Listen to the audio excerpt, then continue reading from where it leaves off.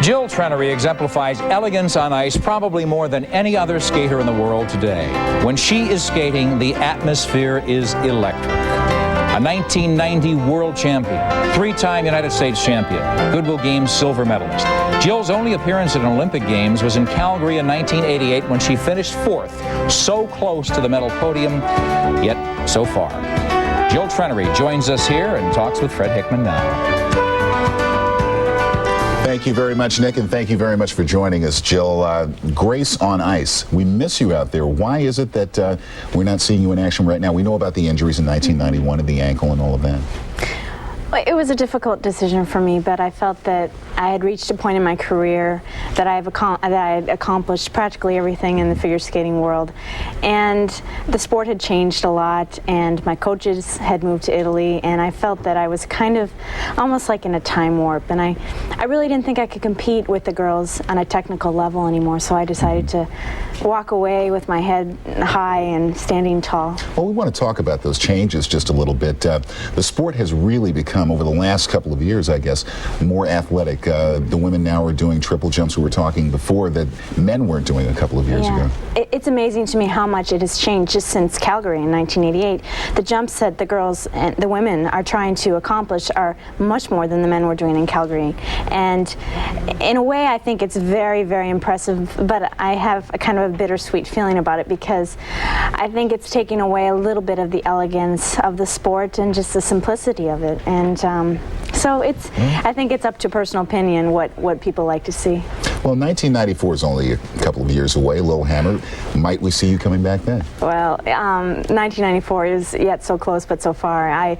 For me, I enjoy performing, the performing aspect of skating, and I look forward to competing maybe professionally unless the rules change significantly for the 94 Olympics, and maybe limit the amount of triples to maybe let's say four triple jumps in a Olympic program instead of just the unlimited amount right now. But you're not ruling out 94? No, I can't rule it out now. It's too soon to say. I've just made the big decision to not compete in 92. But I really look forward to touring and doing a lot of shows and doing some fun skating for now. And rooting for the Twins, as we heard a little while ago. She is from Minnesota. Well. Let's talk about the fellas right now. They have gone through their short program.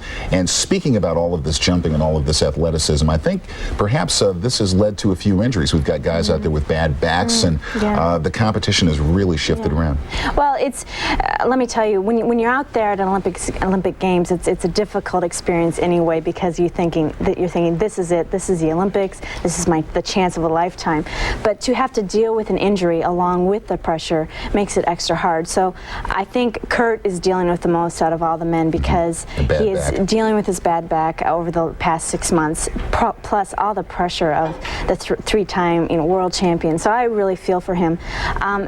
And I believe Victor has been having some troubles too with a lot of injuries. So it's tough, and I'm not sure if that's because of the emphasis on the jumping or if it's just because it just happened to happen that way. I'm not sure.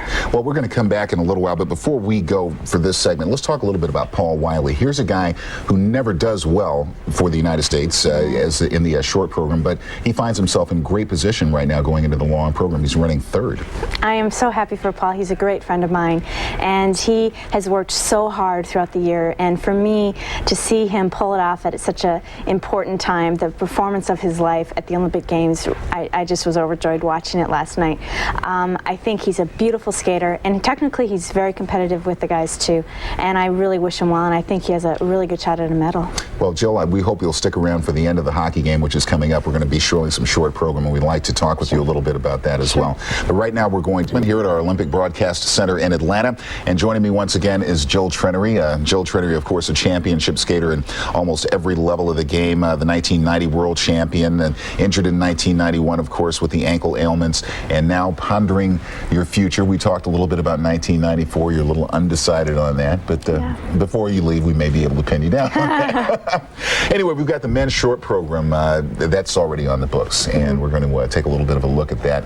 The long program is coming up. We'd like to get your feeling on that. But first of all, You know, we talked a little bit about the injury factor, the fact that Kurt Browning has the sore back, and the fact that the jumps may have a lot to do with that type of thing.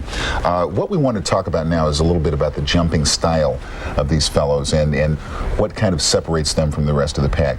We've got a little bit of a piece of tape put together here we'd like for you to take a look at and talk about.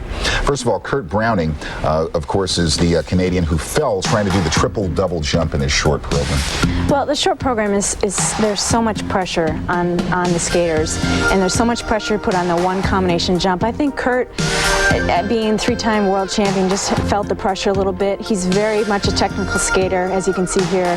He is, and usually has no problem with the jumps, so I think he was just feeling a little nerves. And here's Victor Petrenko, a fine skater. As a matter of fact, he's sitting #1 right now. Right, as you can see from that jump right there, that's practically exactly what he did last night, and he is a superior jumper and an artistic skater also, and he has a good chance of getting the gold there. And then, of course, Bowman, the showman. He's a little bit different. He just kind of goes for it all. Yeah, Christopher, it's hard for me to know what to say exactly about him because you can never quite know what he's going to do. Sometimes he can pull it out and be practicing bad all week, and then other times you just don't know. But he's a great skater and a great performer. Sometimes gold, sometimes pewter. It depends on how he feels, I guess. Right. Well, I'll tell you what, if you'd be our guest and stay here while we take a look at the short program from last night, we'd love to have you stay and talk about it a little bit. Okay, short program coming up. This is action from last evening. We're getting ready for the long program coming up this weekend. Watch and enjoy. We'll be back in just a moment.